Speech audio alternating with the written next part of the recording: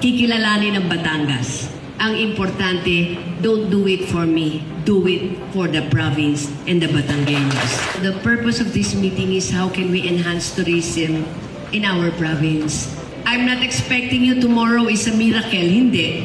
But we can plan things one at a time.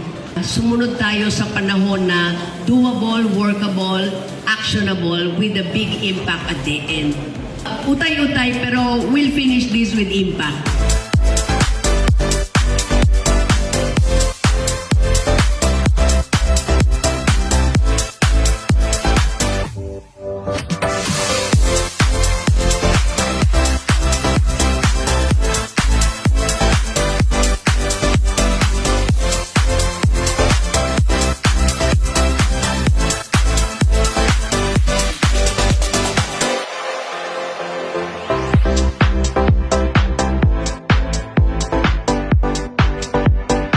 Inobasyon po na lumalabas na ang Kapitolyo sa tao.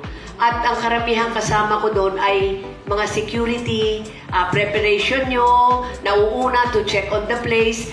Baka akala nyo kahit hindi nyo ako nakakasama, naka-report at nakikita ko po yun and I truly appreciate that. The work of our peoples is no joke.